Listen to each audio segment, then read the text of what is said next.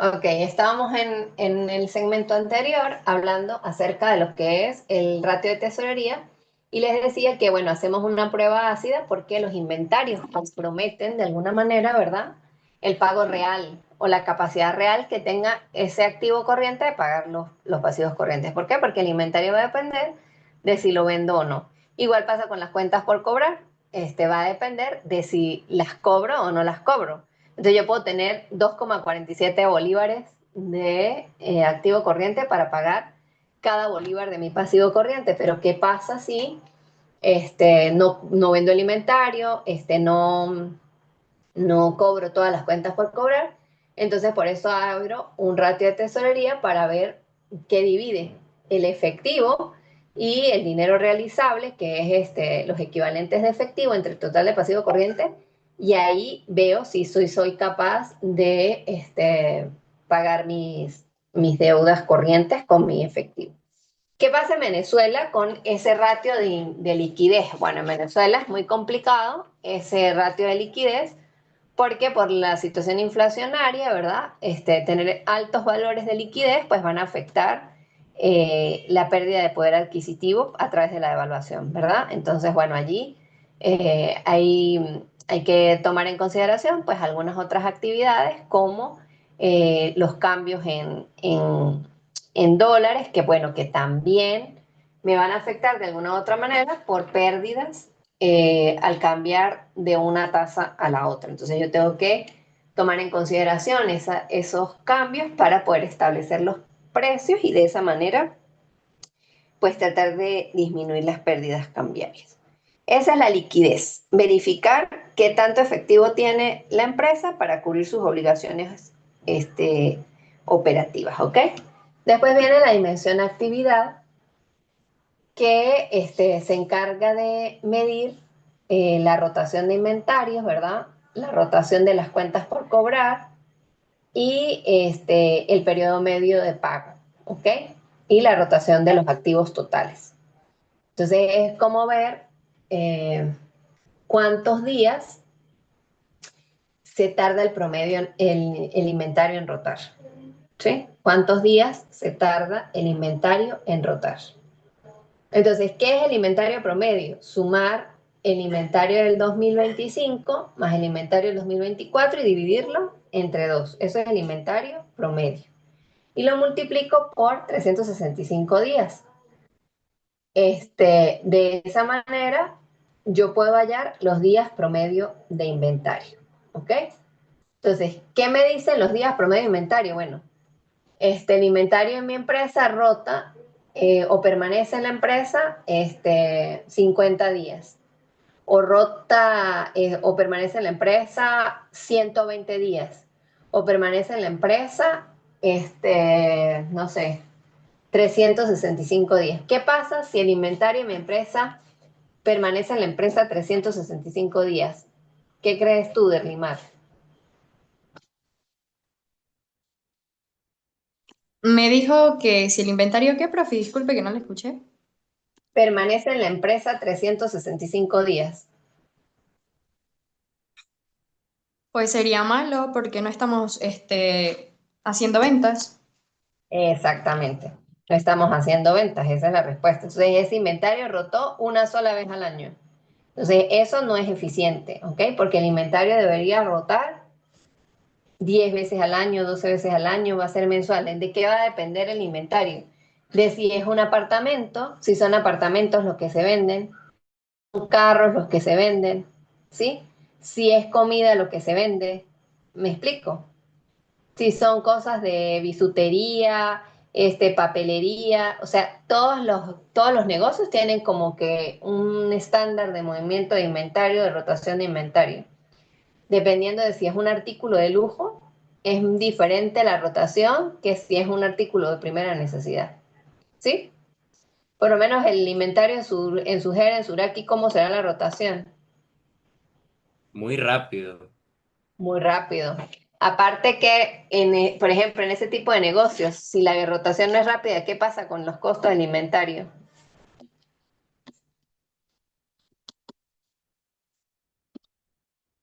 ¿Aumentan por qué, Luis?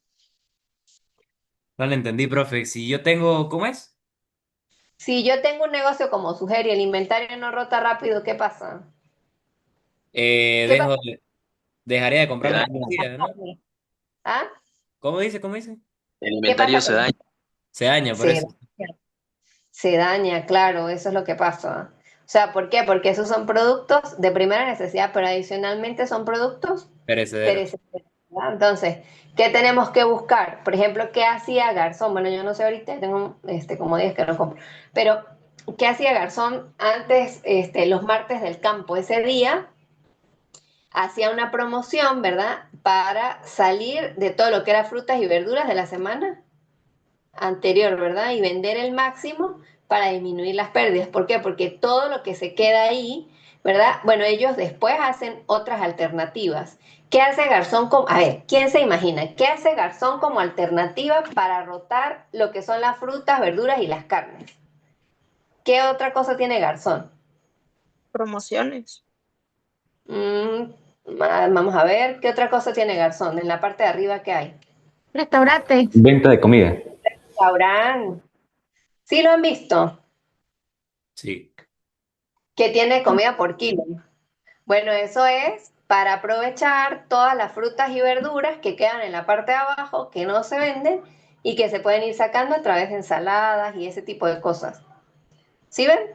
Entonces, son estrategias que utilizan los negocios para disminuir las pérdidas de inventarios que quedan rezagados. Entonces, no lo sacan en esa forma de productos, sino que lo sacan a través de productos de otro tipo de proceso. ¿Me sigue? ¿Y eso quién lo hace? El gerente. ¿Quién toma esas decisiones? El gerente.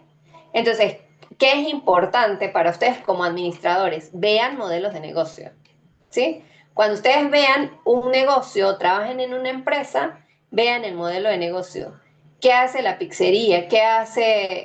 Por ejemplo, el Garzón es un muy buen referente. ¿Por qué? Porque ellos tienen, Ahora estaba el carne, me tiré en el hueco. Estaba cuando terminaba de decir. ellos tienen en su empresa, ¿verdad? Las ventas de víveres y productos perecederos como las carnes, etcétera.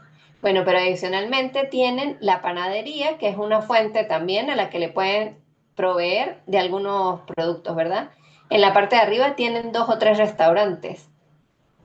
Entonces no son todos de Garzón, pero tienen aliados comerciales, ¿sí? Entonces, claro, pues en este momento la situación está muy complicada, pero ellos también pueden buscar clientes mayoristas a los cuales darles como que alternativas de financiamiento de manera de poder sacar esos productos a un costo quizás más bajo, pero que les permita disminuir las pérdidas por obsolescencia, ¿sí? Entonces, ¿por qué es importante calcular estos indicadores de actividad? Porque nos permiten medir cuánto tiempo se tarda, por lo menos cuántos días se tarda por cobrar las cuentas por cobrar la empresa, o cuántos días se tarda por pagar las cuentas por pagar, ¿sí? ¿Para qué? Para calcular el ciclo del efectivo. ¿Cuánto tiempo me tardo en volver a recuperar el efectivo de la empresa? Entonces, esa es la dimensión actividad. Entonces, fíjense, la dimensión liquidez, ¿para qué sirve? Para saber qué estrategias tomo para reinvertir el dinero, comprar dólares, ¿me entienden? Ver qué voy a hacer con ese efectivo que me está sobrando, o si me está faltando efectivo, pues tengo que buscarlo, porque no tengo efectivo para pagar mis pasivos corrientes. Ahora, la dimensión de actividad es para medir la eficiencia. Entonces, cómo están rotando mis activos, mis cuentas por cobrar, mis cuentas por pagar y cada cuánto corre mi ciclo de efectivo. ¿Para qué? Para ver si tengo que tomar acciones para vender más el inventario, para pasarlo, para cambiarlo, para, para ver qué otras alianzas estratégicas puedo realizar con otras empresas para poderlo cambiar. ¿Me siguen hasta ahí? ¿Sí? ¿Todo fino? Viene la siguiente dimensión, que es la dimensión solvencia. Es para ver cuál es la estructura de capital, que era lo que veíamos en el balance general hace rato, en el análisis vertical, y cuánto es el apalancamiento de la empresa, es decir, cuánto me están financiando acreedores. Entonces, ¿cómo lo calculo? Endeudamiento sobre el activo, que es el pasivo total sobre el total del activo, ¿verdad? Mire lo que dice aquí, un índice elevado reduce la autonomía y incrementa la capacidad de descapitalización. El ratio deuda-patrimonio, ¿verdad? Menor de 1 es conservadora y bueno, va a depender de los sectores. La cobertura de intereses es la utilidad operativa entre los gastos financieros son los intereses, y hay uno que se llama apalancamiento financiero, que es multiplicar la utilidad antes de impuestos entre la utilidad operativa por el pasivo entre el activo, ¿ok? Y eso me da el apalancamiento financiero. Aquí está mal este cuadrito. Esa infografía la hice con notebook, hay un error acá. Hay un hay,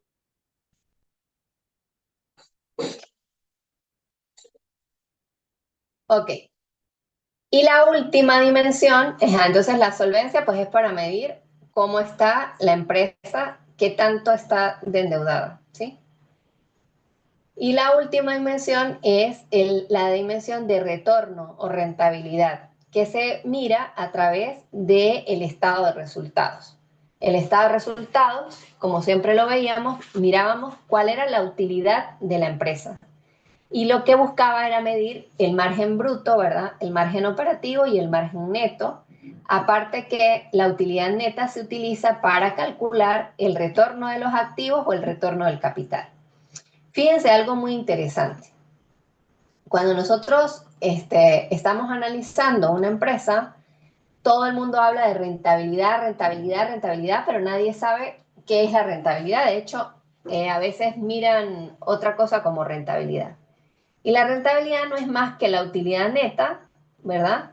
Dividida entre algo, ¿sí? Por lo menos aquí en este ejercicio, en el estado de resultados, la rentabilidad de las ventas es de 13%, ¿verdad? Es la utilidad neta dividida entre el total de las ventas, ¿sí? La rentabilidad de la empresa es de 13,44%, pero ¿la rentabilidad de qué? De las ventas. Ahora, si yo les pregunto a ustedes cuál es la rentabilidad de los activos, pues yo agarro y divido esa utilidad entre el total de activos de la empresa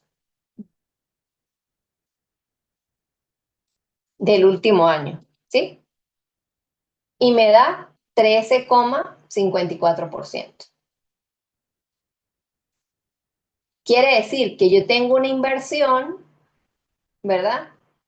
Que me está dando un 13% de rentabilidad.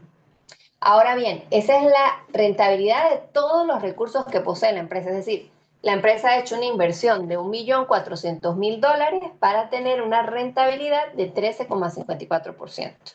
¿Ok? Eso es relativamente bueno. Ahora, ¿cuál sería la rentabilidad del capital? Divido, o de la rentabilidad del patrimonio. Divido el patrimonio, mentira, divido la utilidad del ejercicio, la utilidad neta, entre el total del patrimonio. ¿Sí? Y eso me da 19,71%, 20% de rentabilidad. Ahora, si yo quiero medir la rentabilidad del capital que yo invertí en esa empresa, porque recuerden que el patrimonio tiene recursos que han sido ganados, que han sido donados, que han sido reservados, ¿verdad? Utilidades retenidas. Pero si yo quiero medir la rentabilidad del capital, es decir, del dinero que yo tomé e invertí al inicio en esa empresa, ¿qué hago?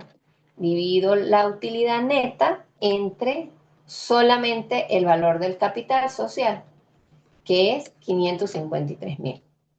Y esta empresa, este capital, este aporte a los socios me está dando una rentabilidad de 28%. ¿Para qué me sirve? ¿Sí? Esta inversión en esta empresa me está generando una rentabilidad de 28%. ¿Para qué me sirve entender la rentabilidad sobre el patrimonio? Pues para ver si esa empresa vale la pena mantener la inversión. Es la misma comparación que les hacía entre una inversión en otros activos, ¿verdad? O en acciones de otras empresas y pagar el préstamo, ¿verdad? Entonces yo miro, bueno, esta empresa me está dando el 28%. Yo voy a buscar en el mercado algo que sea más rentable que eso para salirme de la empresa, ¿sí? Si la empresa me diera un 10%, en este caso, pues la rentabilidad sobre el patrimonio es muy alta. Pero si la empresa me diera una rentabilidad de 10%, pues yo podría decir, voy a buscar otra cosa que sea más rentable para mí. Profe, el tercero que hizo, hasta donde yo entendí, no está en esa infografía, sino sería el retorno de inversión, ¿no? El ROI. No, no es el ROI, es el retorno del capital solamente. Entonces no está ahí, ¿o sí? No, no está ahí. Y entonces si quisiera saber el ROI, porque yo pensaba que era el ROI porque es la inversión que yo estoy haciendo, como tú dijiste hace tiempo, pero entonces, No, porque el ROI es solamente, ya te digo, para mí el ROI es la inversión. ¿Y quién es la inversión, Gabriel? pues el capital social que estoy haciendo al inicio, ¿no? No. Cuando yo les dije a ustedes qué era la inversión, ¿qué les dije? En el estado de flujo de efectivo, ¿cuál es la inversión? El activo no corriente. Ese es el ROI. ¿Sí? No, quedan las mismas. El activo no corriente son las inversiones. ¿Te acuerdas del estado de flujo de efectivo? ¿Dónde están Sí, las inversiones, Gabriel? pero son muchas cuentas, entonces ¿cómo calculo el ROI? Pues divides la rentabilidad entre el total de activo no corriente, Ah, ok, entre los 258.000, que en este caso es el activo no corriente. ¿Lo ves?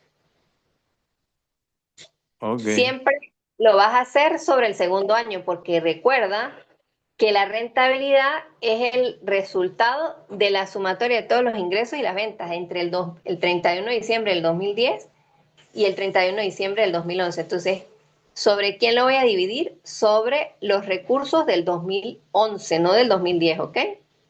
Mm, Porque el estado de resultados es la historia que hubo desde este día hasta este día, ¿sí? ok, Entonces, para hallar estas rentabilidades lo hago sobre los saldos de la foto del último día, que sería el 31 de diciembre del 2011. Entonces, bueno, ok. ahí todo lo que son las rentabilidades de la empresa. ¿Ok? Hay un modelo DuPont que complementa pues la utilidad neta entre las ventas por las ventas entre el activo total y eso me da la rentabilidad de los activos, que es prácticamente esto mismo, ¿sí? La utilidad neta entre el activo total. ¿Por qué? Porque ventas y ventas las quito y me queda utilidad neta entre activo total. Ok, chicos, entonces esto es el análisis de las dimensiones del desempeño financiero. ¿Qué es el desempeño financiero? Es medir cómo se comportó la liquidez, la actividad, la solvencia y el rendimiento. Cuando yo mido todo eso, puedo decir cómo ha sido el desempeño financiero de una empresa en líneas generales. ¿Y para qué sirve ese análisis? Pues para tomar decisiones en base a las cuentas, ¿sí? Entonces yo tomo decisiones con el efectivo, porque yo digo, bueno, yo no puedo tener tanto efectivo, tengo que cambiar, por ejemplo, en Venezuela, tengo que cambiarlo a dólares, ajá, pero ¿cuánto cambio? ¿Sí? Tengo que saber el que me sobra después de poder pagar las obligaciones del día a día, las obligaciones operativas. Eso por ahí. Bueno, que tengo que gestionar las cuentas por cobrar. Si veo que las cuentas por cobrar están aumentando, tengo que ver por qué razón están aumentando y empiezo a gestionarlas. Bueno, llamar primero a los clientes, por qué me están debiendo, por qué no me han pagado y buscar alternativas para que los clientes me paguen. ¿Alternativas de qué? De negociación. Tengo que gestionar el inventario. Si el inventario creció es que no está rotando. Fíjense que cuando hubo una crisis aquí muy grande, en el año 2017, no sé si ustedes se acuerdan. ¿Se acuerdan de eso? A ver, para verles la cara aquí. ¿Se acuerdan que no había comida? Que era horrible. Bueno, había La cola y empresas toda esa que, vaina. sí, todo eso fue bien. ¿Se acuerdan que, bueno, había mucha escasez de productos? Por ejemplo, no había harina pan, no había papel sanitario, bueno, vivimos una crisis muy difícil. Y en esos momentos habían productos dentro de los abastos que no se vendían. Por ejemplo, el plástico, la salsa de soya, la salsa inglesa. La gente no quería esas cosas. Primero porque no teníamos plata. Y segundo porque eso no era lo que necesitábamos. Lo que necesitábamos era lo que nosotros estábamos acostumbrados a comer y que pues la gente tenía por costumbre. Entonces, ¿qué empezaron a hacer los dueños de los abastos como una estrategia? Pues agarraban y hacían combos, ¿se acuerdan? De nuestra pesadilla. Y teníamos que comprar que si una taza que no nos servía para nada, para poder tener una harina pan. O un suavizante que en ese momento no era prioridad porque no teníamos dinero, con el papel sanitario, por ejemplo. Para quienes fuimos mamás en esos momentos era muy duro porque para poder comprar los pañales pues ellos hacían como que otro combo y entonces era todo de esa forma como se distribuía. Claro, esos son casos extremos, Profe, pero cuando les hablo de gestionar los inventarios, por ejemplo, me refiero a eso. O sea, si yo veo que no se está vendiendo, ¿cómo hago una promoción para poder sacar un determinado producto y poderlo hacer rotar? ¿Qué me habló? Gabriel. sí, señora. Cuéntame, Gabriel. Este, por lo menos usted que tal vez, digamos, estaba más consciente en esa época, porque por lo menos yo no me acuerdo, pero por lo menos cómo hizo Empresas Polar para mantenerse estratégicamente hablando, dado el caso de que tuvo que haber sido una situación muy compleja, ¿no? Lo que pasa es que Empresas Polar, es que a ellos no les afectaba la crisis. ¿En qué sentido?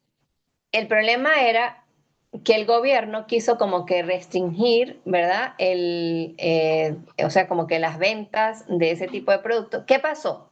El problema de todo viene porque el gobierno no permitía que nosotros hiciéramos transacciones en dólares y eso se convirtió en un delito. No sé si se acuerdan. Que había como una gaceta oficial y si usted transaba en dólares, pues eso era delito y usted no podía hacerlo y lo metían preso. Entonces, las grandes empresas pues no tenían acceso a dólares y Empresas Polar fabricaba, pero ellos tenían que comprar el maíz en alguna producción externa y otra parte quizá aquí en Venezuela. Y cuando lo iban a hacer, pues no tenían dólares para acceder al mercado. Entonces el gobierno tenía un monopolio del acceso a los dólares y eso era un negocio. Y Empresas Polar pues pagaba su cosa, pero Empresas Polar se mantenía a flote. ¿Por qué? Porque ellos todo lo que producían lo vendían. ¿Qué era lo que pasaba? Que la gente, en primer lugar, los supermercados, pues no tenían. De otra cosa que fue que cerraron la frontera con Colombia. Entonces no había ingresos de productos colombianos. Era tan horrible. Fue una época demasiado horrible. Y Mm. nosotros no teníamos como ese acceso, o sea, todo se volvió algo totalmente limitado para nosotros. Entonces, ¿qué hacía la gente que tenía algo de dinero? Compraba a los supermercados, le compraba a los camiones de Polar, Polar siempre vendía, ¿sabes? Pero los que no teníamos acceso éramos nosotros, y se acuerdan que habían los fulanos bachaqueros, que eran los que tenían el acaparamiento O de sea, la no fue que producción. Polar dejó de producir. No, obviamente, no producían en las cantidades Ujú. que normalmente lo hacían. ¿Sí me explico? Pero fue que el sistema se encargó de restringir y pues no había competencia, no había entrada de productos de otros lados, no había nada de eso. Entonces esas mismas restricciones hacían que nosotros no tuviéramos la oportunidad de comprar esas cosas. sí disminuyeron la capacidad productiva, obviamente, claro que sí. O sea, de ahí venía todo el problema. Que si ellos generalmente producen, no sé, 8.000 toneladas, en ese momento producían un cuarto de esa capacidad. Y ese cuarto de esa capacidad, pues, ¿qué pasa? Ustedes han visto economía, ¿verdad? ¿Qué pasa cuando la demanda es más alta que la oferta? Claro. El producto se desaparece. ¿Qué es lo que nos ha pasado toda la vida con los dólares? Pues que no hay, y ahorita vuelve a estar pasando, por lo menos con el efectivo. No hay efectivo, ¿verdad? Entonces todo lo que manejamos es en dólares digitales y por eso el dólar sube, porque la gente no quiere tener bolívares. Entonces aquí mientras haya controles, pues eso siempre va a suceder, pero esa fue nuestra peor época, la época más negra que hemos podido vivir en este país. Y que ustedes tienen que conocer, porque los pueblos que no conocen de historia la repiten. Entonces, cuando ustedes lleguen a los 50 años, se vuelven ridículos. Llega otro loco de socialista de este país y ustedes van y votan por ese loco. No se me va a olvidar nunca porque por eso me fui. Para ese Por entonces eso. la profesora debe tener unos 80. Nos vamos a estar ¿Saben? riendo y acordándonos de las clases con ella. No, Dios guarde que esta pesadilla vuelva a pasar. Dios mío, qué No, locura. no, Fue- esos fueron muy duros tiempos. Yo me acuerdo de las colas que uno tenía que calarse para comprarse un arroz y de eso le metían de otras jodas. Nah, de eso pasaba uno más arrechera. Fabián, la clase está grabando, ¿se oyó?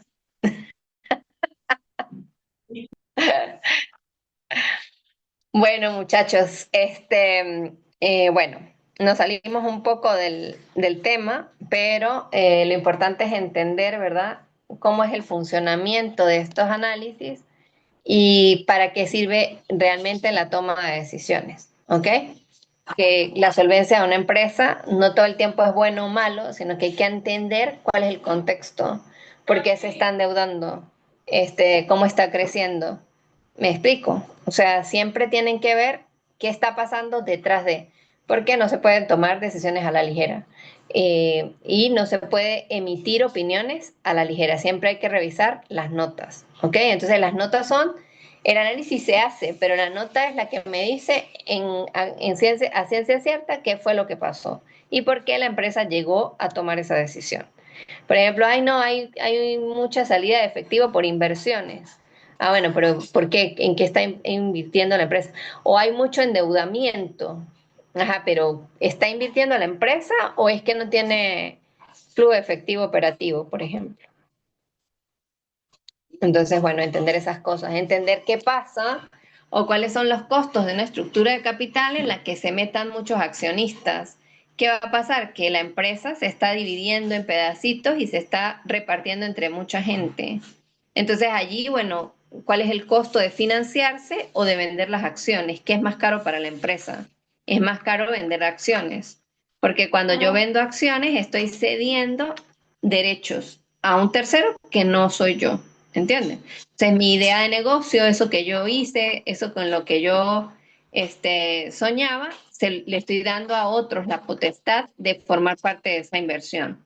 Ahora, una empresa como, por ejemplo, Meta, como decía Gabriel, Amazon, o ese tipo de empresa, bueno, pues eso sería lo ideal, ¿verdad?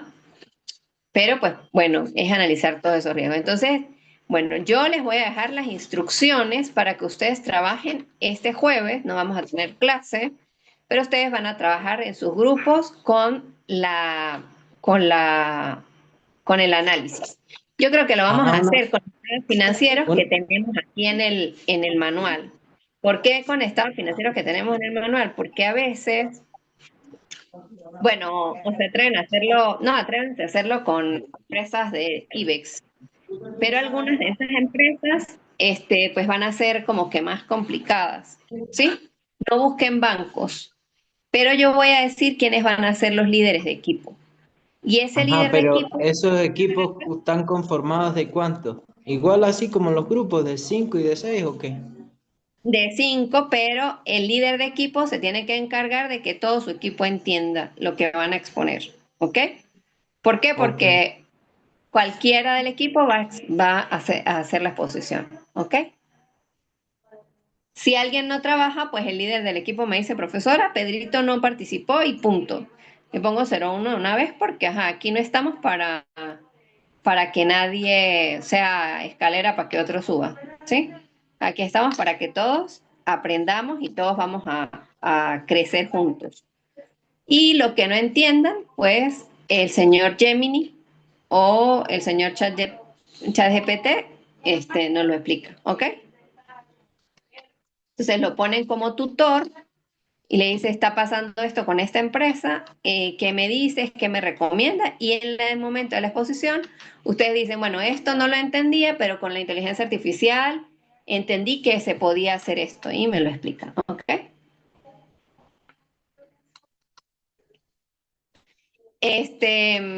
Bueno, más nada. Bueno, chicos, feliz noche, no les quito más tiempo. Entonces, Igualmente, feliz noche. trabajo en la asignación, se la subo al aula para que la tengan, les hago la cuestión para los grupos y cualquier duda que tengan nos reunimos el martes. Y la exposición serían el viernes de la próxima semana, ¿ok? El 14. Profe, pero la exposición el viernes va a ser allá en aula. ¿O cómo? Sí, pero tú no te puedes conectar un ratito. Pues pudiera conectarme un ratico, depende de la hora. Cuadramos contigo para que te conectes con tu grupo. O sea, tú trabajas igual, pero pides un momentico permiso y no sé, o sea, ahí cuadramos cuánto va a durar cada exposición porque no voy a pasar allá todo el día el viernes, ¿no? Y para que todos puedan trabajar. Entonces ahí cuadramos, tu equipo va a ser de tal hora a tal hora y te pones de acuerdo para que te conectes justo en ese momento, ¿te parece? Ok, ya, está bien. Y así pues los que trabajan y hacen otras cosas. Bueno chicos, nos vemos, feliz noche para todos. Chao, profe. Gracias, profe. Gracias a ustedes por conectarse. Chao. Chao, chao.